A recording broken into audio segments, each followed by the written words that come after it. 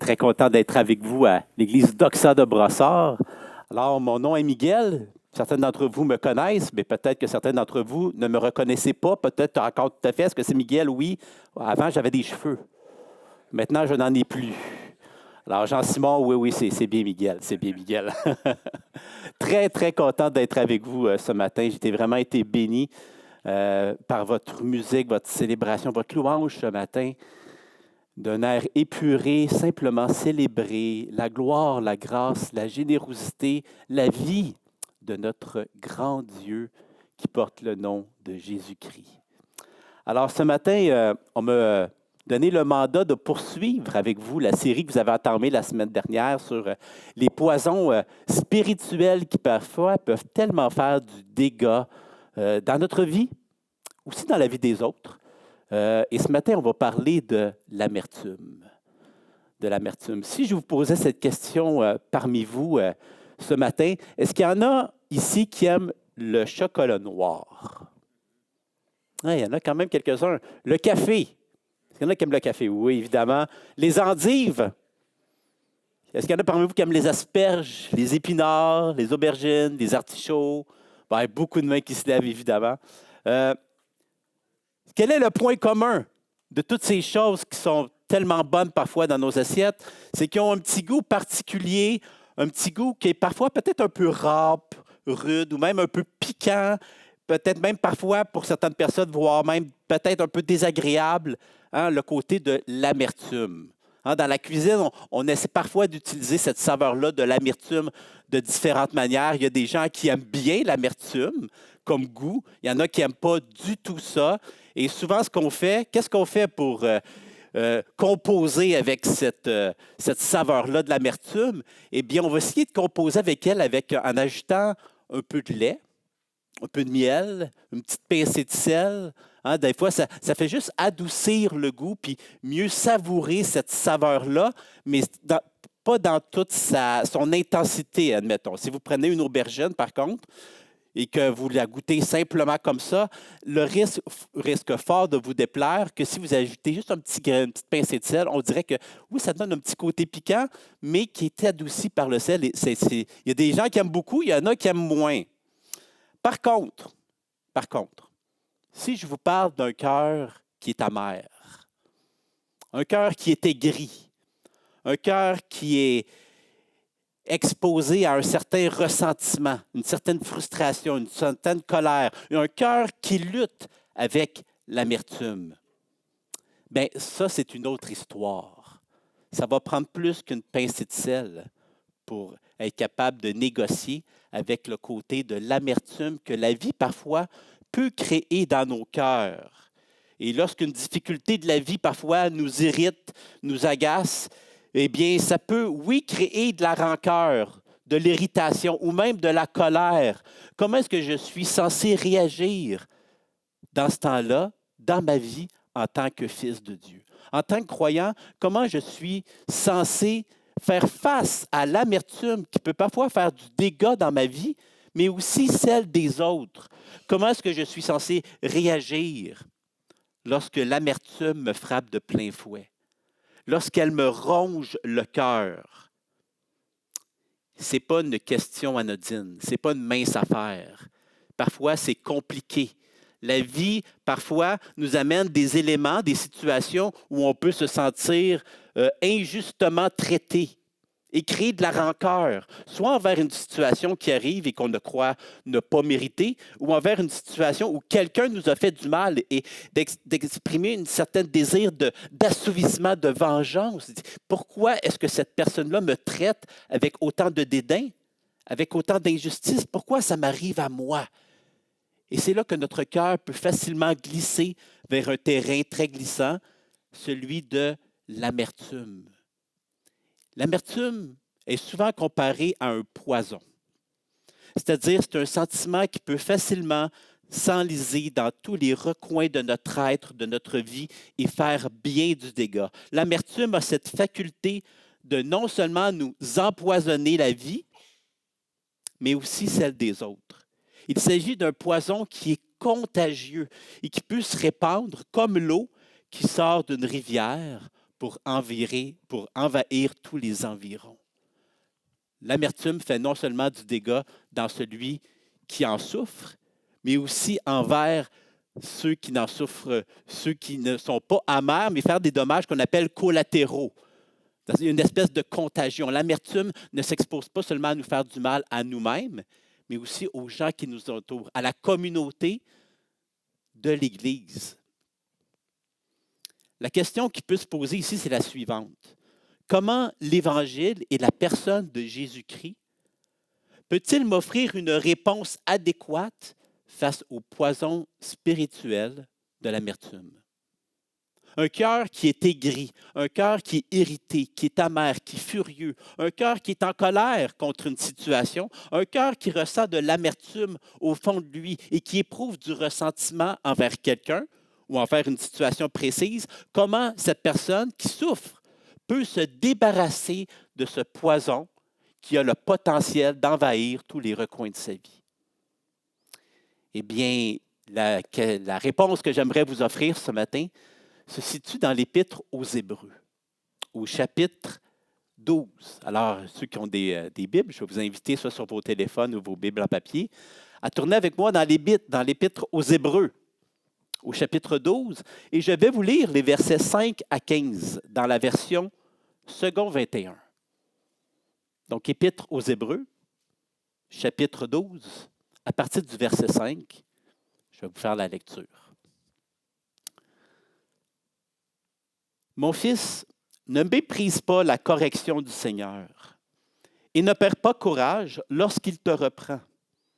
En effet, le Seigneur corrige celui qu'il aime et il punit tous ceux qu'il reconnaît comme ses fils. Supportez la correction. C'est comme des fils que Dieu vous traite. Quel est le fils qu'un père ne corrige pas? Si vous êtes dispensés de la correction à laquelle tous ont part, c'est donc que vous êtes des enfants illégitimes et non des fils. D'ailleurs, puisque nos pères terrestres nous ont corrigés et que nous les avons respectés, ne devons-nous pas autant plus nous soumettre à notre Père céleste pour avoir la vie? Nos pères nous corrigeaient pour un peu de temps, comme ils le trouvaient bon, tandis que Dieu le fait pour notre bien, afin que nous participions à sa sainteté. Certes, au premier abord, toute correction semble un sujet de tristesse et non de joie, mais elle produit plus tard, chez ceux qu'elle a ainsi exercés, un fruit porteur de paix, la justice. Fortifiez donc vos mains défaillantes et vos genoux flageolants, et faites des voies droites pour vos pieds, afin que ce qui est boiteux ne se démette pas, mais plutôt soit guéri. Recherchez la paix avec tous et la progression dans la sainteté. Sans elle, personne ne verra le Seigneur.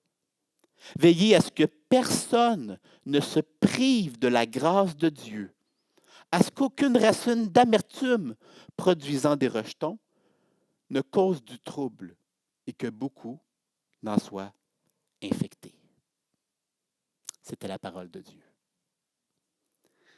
Mes amis, on ne peut pas dire ici qu'on est devant un texte bonbon.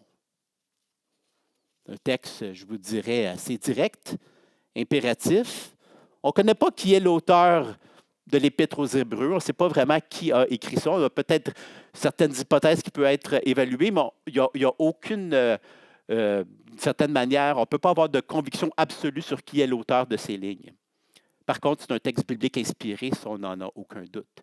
Il s'agit d'un texte qui nous parle de la réalité de la vie et de notre besoin que Dieu puisse s'investir dans nos vies afin que nos cœurs, nos paroles, nos actions puissent être transformées et que l'on puisse même faire face à ce danger, à ce poison spirituel qu'est l'amertume. Si on pouvait résumer le texte qu'on vient de lire en la phrase, voici ce que je vous propose, c'est que Dieu n'est pas un être qui est indifférent à notre sort. Même dans l'épreuve, on peut même rajouter même dans la correction, c'est en regardant vers lui que notre cœur peut être libéré du poison dévastateur de l'amertume. Ce qu'on voit ici, c'est que pour contrer les effets d'un cœur qui est aigri ou blessé par l'amertume de la vie, il n'y a pas 46 solutions. Une seule s'impose, la personne de Jésus. Ce qui est mentionné ici dans le texte à ce sujet se situe notamment au verset 14 et 15. Et ce qui est évoqué dans cette partie du texte, c'est que la grâce de Dieu est le remède ou l'antidote par excellence contre l'amertume. Le texte nous parle évidemment d'une correction. Il parle de la correction terrestre, que nos pères terrestres, ça peut être une source d'autorité, mais que Dieu lui-même, parfois dans nos vies, peut faciliter ou même permettre afin de nous faire grandir. Et là, il y a deux potentiels. Soit j'accepte l'épreuve avec foi, pensant que Dieu peut faire du bien à travers cette épreuve, ou je me rebeller contre cette épreuve et être en colère contre ce que Dieu a permis dans ma vie. Et c'est là que l'amertume entre en jeu. Ce qui est implicite ici, c'est que l'œuvre de Dieu dans nos vies ne se fait pas sans heure. Dieu veut travailler dans chacune de nos vies, mais pour ça, ça implique que Dieu, lorsqu'il travaille, ça crée quelque chose. Et ce n'est pas quelque chose qui est toujours plaisant. Ce n'est pas toujours quelque chose qui est agréable. Ça peut être parfois fort agaçant, désagréable. Et ça peut engendrer toutes sortes de sentiments dans notre vie, dans notre cœur. Dans le contexte de ce passage, on voit que le Seigneur désire accomplir une œuvre spirituelle en nous. Il désire nous voir grandir, il désire nous voir prendre de la maturité dans notre vision de la vie, du monde, de sa propre personne. Et c'est pourquoi le verset 14 et 15 nous dit « Recherchez la paix avec tous et la progression dans la sainteté. Sans elle, personne ne verra le Seigneur. Veillez à ce que personne ne se prive de la grâce de Dieu. » On est ici devant l'antidote par excellence contre l'amertume. Dieu parle à son Église et ce qu'elle lui dit, c'est que l'Église doit veiller à ce que personne ne soit privé de ma grâce. Au lieu de considérer ici l'épreuve comme un obstacle ou un bâton dans nos roues qui nous permet de ne pas atteindre l'objectif que l'on se fixe, l'auteur des Hébreux nous invite à considérer la correction de Dieu comme une opportunité de croissance. Peut-être qu'il y en a certains d'entre vous qui vont dire « Miguel, ça c'est bien plus facile à dire qu'à faire. » J'en conviens. J'en conviens que lorsqu'un élément, une épreuve arrive dans nos vies, notre réflexe n'est pas de me lever et de dire « Yes, sir, une opportunité de croissance se présente devant moi. Qu'est-ce que je pourrais faire pour avoir une autre opportunité de pouvoir encore grandir et susciter même des opportunités, des adversités, puis je veux grandir. » Ce n'est pas le réflexe typiquement humain qu'on a. Mais l'angle avec lequel nous allons envisager l'épreuve va beaucoup changer la réalité et le sentiment de notre cœur. C'est en changeant notre manière d'envisager les choses que notre cœur peut éviter l'enlisement dans la tristesse, la rancune et l'amertume. Le ressentiment, c'est par ma manière de voir les choses. Au lieu de chercher un coupable, notre cœur n'a pas besoin de jouer à la victime face à ce que l'on ressent ou face à ce que l'on vit, mais il peut se réjouir de ce que le texte nous dit, de ce que cela peut créer en nous un fruit de paix, de justice et de sainteté. Il s'agit d'une progression. Ce qui est cité au verset 14, c'est que cela, bien sûr, ne peut pas se faire tout seul. On voit très bien au verset 14 et 15 deux verbes impératifs et à la fois communautaires. Le premier verbe, c'est rechercher. Rechercher la paix avec tous. Et deuxièmement, veiller. Veiller à ce que personne ne se prive de la grâce de Dieu. On voit ici deux verbes qui invitent l'Église, le corps de Christ, à passer à l'action, à faire quelque chose. Mais on voit deux verbes aussi qui nous invitent à l'inclusivité. De quelle manière, vous allez me dire, de quelle manière, Miguel, je peux rechercher la paix avec tous et veiller à ce que personne ne se prive de la grâce de Dieu? Bien, premièrement, le terme rechercher, ici, signifie simplement le fait de courir de manière rapide afin d'attraper ou poursuivre quelque chose ou quelqu'un. Quand je recherche quelque chose, c'est comme si quelqu'un ici partait à 100 000 à l'heure, il partait au quart de tour de manière rapide pour poursuivre un but à atteindre. Je veux atteindre la paix avec tous. Il s'agit d'une action ici qui est volontaire afin d'atteindre un objectif de manière ferme et résolue. Rechercher la paix avec tous, ce n'est pas juste un vœu pieux. Ce n'est pas simplement un souhait raisonnable que je veux exprimer, mais il s'agit d'un but pour lequel je suis prêt à m'investir personnellement dans une communauté et même, peut-être même, je suis prêt à sacrifier quelque chose pour que cette paix-là que je recherche puisse prendre forme. Qu'est-ce que je suis prêt à sacrifier dans ma vie pour être en paix avec quelqu'un pour qui j'aurais un potentiel d'amertume qui puisse être développé? Est-ce que je suis prêt à sacrifier quelque chose? Est-ce que je suis prêt à sacrifier ma dignité personnelle, ma fierté? Ça peut être toutes sortes de choses. Sacrifier du temps. Je pourrais tellement faire d'autres choses que rechercher la paix qui serait peut-être plus agréable. C'est possible. Mais l'objectif ici demeure que Dieu nous appelle à rechercher la paix avec tous afin que l'amertume puisse être contrée. Le deuxième verbe que l'auteur utilise, c'est le verbe veiller. Ici, le verbe veiller vient du mot grec épiscopos, qui veut dire, d'une certaine manière, évêque, comme ancien ou pasteur, et qui veut dire surveillant. Celui qui regarde ou surveille de manière attentive ce qui se passe autour de lui. Est-ce qu'il y en a parmi vous ici qui ont déjà acheté une maison? Quelle est la première chose qu'on fait quand on achète une maison? On part chez le notaire, on fait une offre d'achat, elle est acceptée, on va chez le notaire. Et qu'est-ce qui vient après le notaire? C'est l'inspection. Hein? On va inspecter la maison pour être sûr qu'on fait un bon coup. Ça, évidemment, c'est avant de passer chez le notaire. J'espère pour vous, parce que s'il y a des problèmes que l'inspecteur a, il vient surveiller la maison. Il va la regarder sous tous ses angles, dans tous ses orifices pour voir quelles sont les situations où est-ce que tu dois porter attention en tant qu'acquéreur. C'est de ça qu'on parle ici. C'est quelqu'un, quand on dit veiller, c'est quelqu'un qui surveille ce qui se passe pour que l'amertume ne puisse pas faire des petits dans l'assemblée autour de nous, dans l'Église de Jésus-Christ. C'est de ça qu'on parle quand on dit veiller. C'est d'être attentif, de surveiller, de regarder qu'est-ce qui se passe et qu'est-ce qui me permet de combattre ce poison-là qui est l'amertume. Est-ce que c'est parce que j'ai été assez attentif autour de moi? Peut-être qu'il y en a qui vont vous dire, Miguel, comment je peux faire ça? Comment est-ce que je peux ça? Veiller à ce que personne, et je dis bien personne, ne soit privé de la grâce de Dieu. Comment ça peut s'appliquer, ça? De manière concrète, là, autour de moi, là, comment est-ce que je peux être un instrument de vigilance de la grâce de Dieu dans l'Église pour contrer ce poison qu'est l'amertume?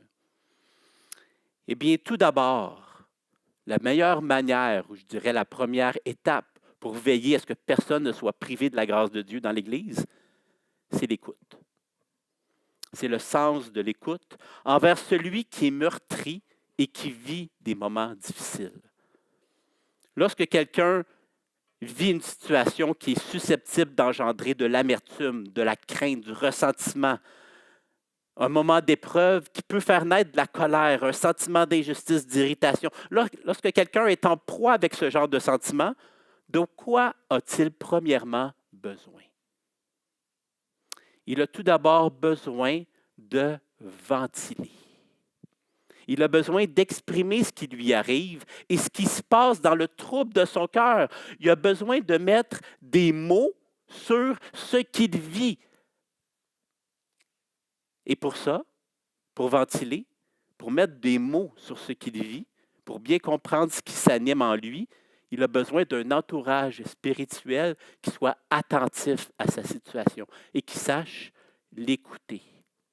Proposer une oreille attentive à un cœur qui est aigri et amer, c'est tout d'abord une première étape afin de veiller à ce que personne ne soit privé de la grâce de Dieu. Pourquoi? Eh bien, parce que en permettant à une personne de mettre des mots sur ce qu'elle vit, eh bien, elle est à mesure maintenant de comprendre un peu plus ce qui se passe en elle. En écoutant une personne qui est amère, ce que ça peut permettre, c'est juste d'être un réconfort pour elle. Elle a une oreille attentive. On peut lui offrir notre empathie, notre sympathie, notre réconfort, notre consolation.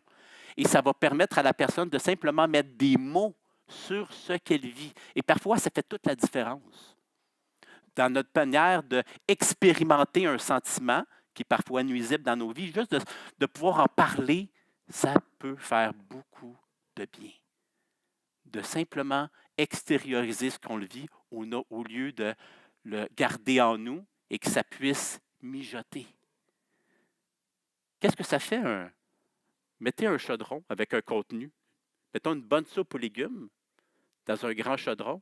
Et là, vous le faites mijoter à feu moyen, mais là, vous le montez à un feu vif. Et qu'est-ce qui va arriver à la soupe si on finit par la faire mijoter, mais sans y porter trop attention? Qu'est-ce qui va arriver à un moment donné? Et ça va déborder. Ça va faire beaucoup de dégâts sur la plaque de cuisson. Pourquoi? Parce qu'on n'a pas été vigilant. Eh bien, un cœur qui est aigri, c'est un peu la même chose. Un cœur qui vit dans l'amertume, c'est un peu la même chose. Si l'amertume mijote dans le cœur d'un frère ou d'une sœur et qu'on n'y propose pas une oreille attentive pour l'écouter, ça va continuer à mijoter, ça va mijoter, elle n'arrivera pas à mettre des mots sur ce qu'elle vit et au bout du compte, qu'est-ce qui va arriver? Eh bien, ça va finir par déborder et créer beaucoup de dégâts, un fracas qu'au gars dit « Ouais, peut-être ça ne serait pas passé comme ça si j'aurais pris du temps simplement pour l'écouter. » Peut-être qu'en étant attentif à ce qui mijotait dans son cœur, ça aurait permis qu'on puisse baisser le feu de la vie. Hein? Proposer une oreille attentive à quelqu'un, la personne, l'amertume, la température de son cœur va finir par baisser un peu. Il va y avoir moins cet effet-là de débordement qui risque d'arriver. Écouter les autres, c'est un peu la même chose. Ça me permet de veiller sur la personne qui peut vivre de l'amertume et empêcher que ce poison déborde autour d'elle et envenime la situation de l'entourage. C'est le grand romancier américain Ernest Hemingway qui a gagné notamment un prix Nobel de littérature, excusez-moi, mais aussi un prix Pulitzer qui a déjà dit ceci, et je vous disais ça cette semaine, et je pensais à la prédication que je voulais vous amener, et ça me fait beaucoup réfléchir. Alors évidemment, M. Hemingway n'est pas un chrétien. Ça ne veut pas dire qu'il ne connaît pas la situation, puis qu'il n'y a pas des choses qu'on peut apprendre de lui. Alors voici ce que M. Hemingway dit. Dans nos moments les plus sombres et amers, nous n'avons pas besoin nécessairement de conseils. Ce dont nous avons vraiment besoin, c'est une présence de quelqu'un qui soit avec nous et qui reconnaît notre souffrance sans essayer de la réparer. Dans nos moments, le silence et la compréhension parlent plus fort que les mots, offrant ici une force muette qui nous rappelle que nous ne sommes pas seuls. Ce ne sont pas des solutions que nous cherchons dans ce genre de situation, mais plutôt une connexion. Même si M. Hemingway n'était pas croyant, il expose ici une vérité foncièrement biblique et évangélique. Celui que l'empathie, la sympathie, l'attention et une oreille qui est ouverte à l'autre peut contrer beaucoup de dégâts face à l'amertume, face au poison. En écoutant quelqu'un, en écoutant un cœur amer, je lui exprime et je suis ouvert et sensible à son épreuve. Je lui dis, sans parler, qu'elle n'est pas simplement une victime des circonstances, mais un être humain qui souffre et qui a besoin que la température de son corps ou de sa vie baisse un peu avant de lui parler. Sans notre écoute, nos paroles risquent de mettre de l'huile sur le feu et l'amertume prendre de l'ampleur. Veiller à ce que personne ne se prive de la grâce de Dieu, cela veut tout d'abord dire écouter en étant sensible à la situation de l'autre et ne pas s'y montrer indifférent. Évidemment, ça ne s'arrête pas là. Premier geste, écouter.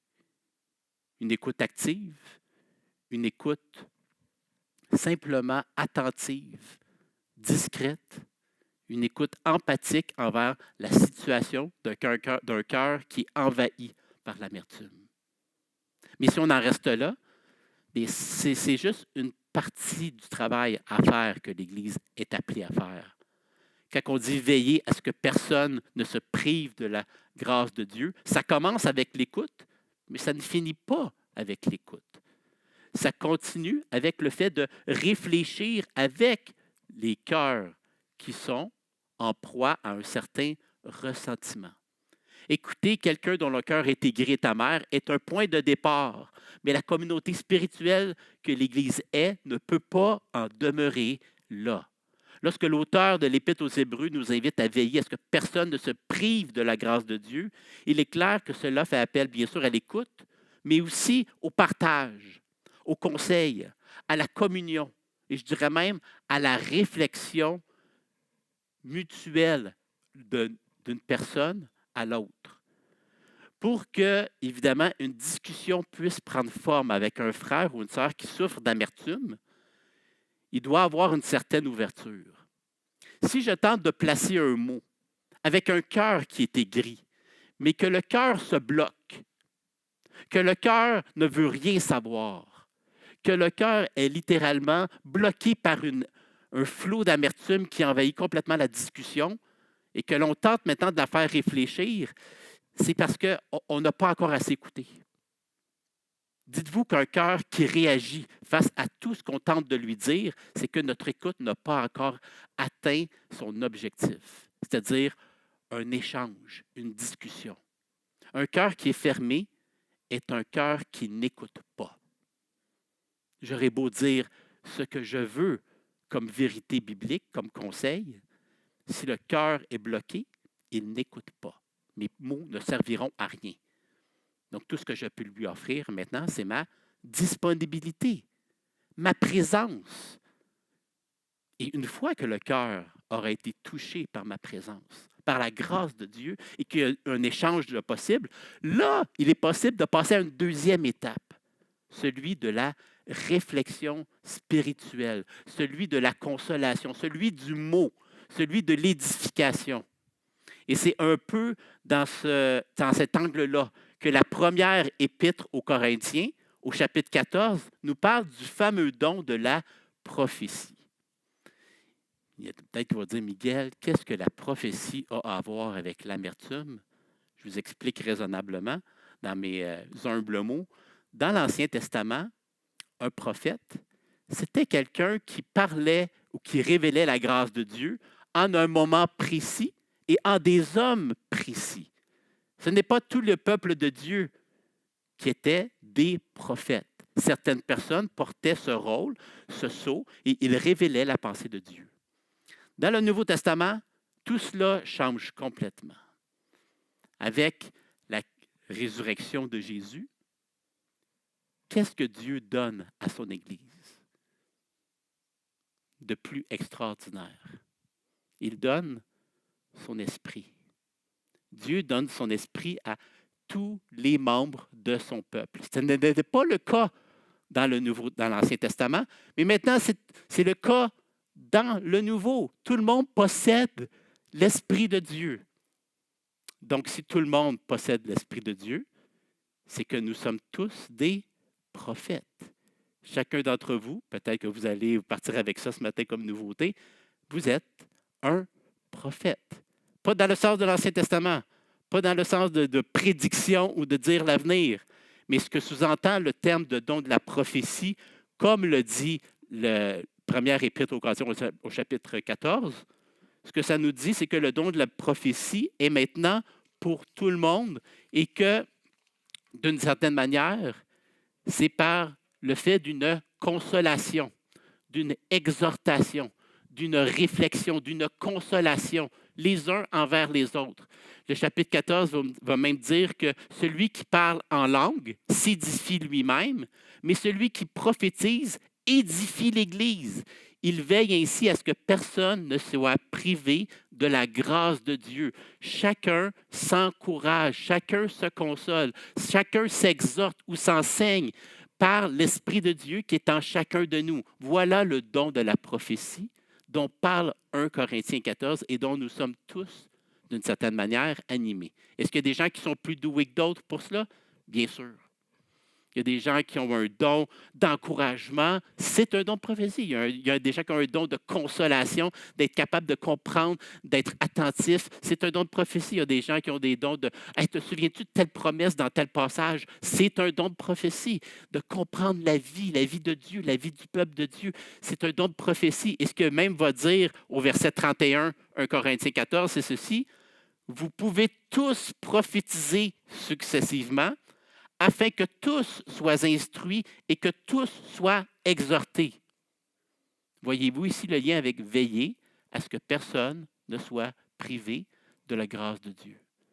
Mais cela, ça ne peut pas se faire juste dans le silence. Ça ne peut pas se faire juste dans l'écoute. Il faut que notre bouche, les uns envers les autres, puissent s'ouvrir, s'encourager, s'exhorter. Le don de la prophétie est l'un des ingrédients par lequel l'Église peut se prémunir contre le poison de l'amertume. Nous avons tous besoin de nous rappeler ensemble le caractère irrésistible de la grâce de Dieu et de se remémorer ses promesses. Un cœur qui est bouleversé par la vie, un cœur qui est amer, peut souvent avoir tendance à oublier ce que Dieu a déjà fait pour lui. Pourquoi? Parce que ce qu'il vit est très intense. Ça l'envahit complètement l'espace émotionnel de son être et il n'y a plus de place pour rien d'autre. Et cette personne-là qui souffre a besoin d'un frère, a besoin d'une sœur qui puisse venir à côté de lui et lui dire « Souviens-toi. Souviens-toi de telle promesse. Souviens-toi de telle chose que Dieu a déjà fait dans ta vie. » Je veux t'encourager ce matin à te dire que ce que tu vis en termes d'expériences difficiles ne se résume pas à qui tu es, mais tu es beaucoup plus que ce que tu vis. Oh, ça, c'est très contre-culturel, là.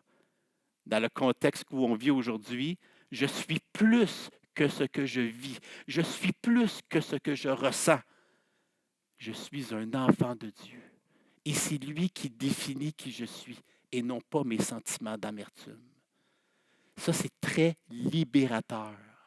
Et vous avez ce potentiel-là, en tant que frères et sœurs de l'Église Adoxa, d'être une source d'encouragement qui peuvent s'offrir à ceux qui vivent de l'amertume. Un cœur qui est sur le point d'être envahi par l'amertume a besoin d'un entourage qui soit bien sûr sensible à sa situation, mais qui sache aussi lui rappeler les bontés et les promesses que Dieu tient en réserve pour chacun d'entre nous. Est-ce que c'est parfois difficile? Est-ce que c'est parfois délicat? Oui. Est-ce que ça demande du doigté? Oui. Est-ce qu'on a à lancer nos conseils et nos réflexions comme des poches de patates sur tout le monde autour de nous? Non. Ça demande du discernement. Ça demande de la sagesse, de l'amour, de l'empathie. Mais l'un n'exclut pas l'autre. Je peux parler avec cette force spirituelle qui va permettre à mon frère et à ma sœur que l'amertume ne s'infiltre pas profondément dans les racines de son cœur. Regardez ce que nous dit le verset 15 du passage de Hébreux que je vous lisais tout à l'heure. Veillez à ce que personne ne se prive de la grâce de Dieu, à ce que aucune racine d'amertume produisant des rejetons ne cause du trouble et que beaucoup n'en soient infectés. Le but ici du partage et du rappel des promesses de Dieu et de sa bonté envers nous est que l'épreuve que nous vivons ne produise pas de racines d'amertume. C'est-à-dire qu'on coupe à la racine ce qui peut produire des petits et former ici une forme d'invasion, non seulement dans le cœur de la personne qui souffre, mais aussi à l'extérieur. L'amertume peut être comparée ici à un foyer d'incendie. Il s'agit d'une étincelle pour embraser toute une forêt. le moindre tison, la moindre petite braise peut engendrer un incendie épouvantable et dévastateur. Et le risque avec le poison de l'amertume, c'est le même. Il risque de déclencher en nous des flammèches dévastatrices et c'est pourquoi il ne faut pas y rester indifférent. La vie de l'Église, mes amis, ce n'est pas simplement un petit carré de sable où chacun est appelé à faire sa petite affaire dans son coin. La vie de l'Église est tellement plus grande que cela. Et c'est facile parfois de voir l'Église comme des petites cases où chacun a sa chasse gardée, chacun a son rôle. Mais au bout du compte, l'Église est beaucoup plus que des choses à faire, chacun dans son petit coin. On tue à ce moment-là l'esprit même de l'Église qui est l'esprit qui nous anime ensemble et de partager, de communier, de pouvoir simplement parler, réfléchir ensemble sur qu'est-ce qui m'anime, qu'est-ce qui me fait du mal et comment l'autre peut être pour moi ou comment moi-même je peux être pour l'autre une source de bénédiction par mon écoute, mon conseil ou ma réflexion. C'est à ce moment-là que l'effet de la contagion ou d'envahissement de l'amertume va être bloqué. Pourquoi? Eh bien, avez-vous déjà remarqué que lorsqu'on vit une situation qui est difficile pour nous, une épreuve, souvent, cette situation-là, qu'est-ce qu'on va faire? C'est qu'elle nous envahit tellement qu'on va la nourrir. On va constamment y penser. Elle va nous envahir dans toutes nos pensées. On n'arrive pas à s'en libérer. Et à ce moment-là, on donne de la nourriture à l'amertume. Et si je nourris l'amertume, qu'est-ce qui va arriver? Bien, elle va juste grandir. Elle va juste prendre d'expansion. Mais si je la coupe, si je ne nourris pas cette amertume-là, si je la sous-alimente, que va-t-il arriver? Elle va périr, l'amertume. Elle va disparaître. Et nous avons tous ce potentiel-là, dans l'Église, d'être un acteur positif pour la sœur et la personne qui est à côté de moi et que je ne permette pas, en tant qu'enfant de Dieu, que l'amertume s'infiltre dans la vie de mon frère, de ma sœur et même, par extension, dans la mienne.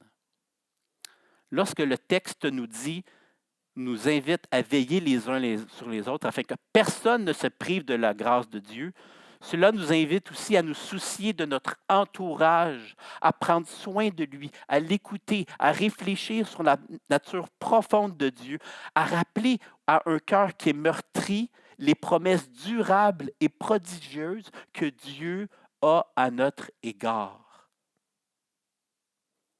Voilà comment je peux être un acteur positif d'influence dans l'Église, être une influenceur face au poison spirituel de l'amertume. Que la grâce de Dieu ce matin, les amis, puisse nous permettre de pouvoir jouer ce rôle en tant qu'enfant de Dieu. L'Église, ce ne sont pas des petites cases éloignées les unes des autres.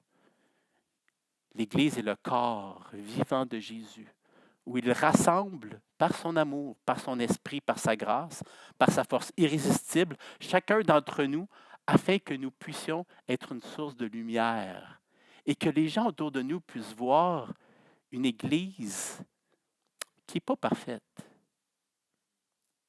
mais une Église qui est constamment transformée par la personne de Dieu et qui évolue, qui grandit, qui croît sans cesse dans sa manière de voir la vie, de voir l'épreuve, de voir la correction de Dieu. Dieu peut faire un travail en ce sens. Et Dieu peut permettre ainsi que le poison de l'amertume puisse simplement être altéré dans tous les effets spirituels qu'il peut avoir dans notre âme, ainsi que dans celle de nos frères et de nos sœurs. On peut se courber dans un moment de prière. Seigneur éternel, je veux te remercier ce matin pour ce texte de l'Épître aux Hébreux qui nous montre à quel point tu es un Dieu qui n'est pas indifférent à notre sort. Tu connais, Seigneur, les épreuves que nous pouvons vivre. Parfois même, souvent, tu les permets afin que nous puissions apprendre à mieux te connaître toi, à mieux compter sur toi, à mieux se confier en toi, mais aussi apprendre que l'Église est autour de nous afin de nous apprendre à grandir ensemble et contrer ce poison spirituel qu'est l'amertume. Seigneur, viens à notre aide. Viens à notre aide afin que l'amertume entre nous ne puisse prendre place et produire des rejetons. Des rejetons que nous ne pouvons plus contrôler par la suite. Apprends-nous, Seigneur, à couper à la racine tout ce qui pourrait influencer notre identité face à toi. Apprends-nous, Seigneur, à vivre les situations d'épreuve et de correction comme toi-même tu les vois. Et apprends-nous, en tant qu'Église, à être solidaires, francs, honnêtes les uns envers les autres, afin que la terre entière puisse être simplement les spectateurs de ce que toi-même tu produis dans ton Église. Une Église qui compte sur toi. Une Église où tu agis, une Église que tu transformes, afin que ton message puisse être propagé jusqu'aux extrémités de la terre. Merci pour cette libération que tu nous promets, que nous puissions compter sur elle afin de pouvoir grandir aujourd'hui en ce monde. Merci pour toutes choses. Au nom de ton Fils Jésus, en qui nous nous confions. Amen.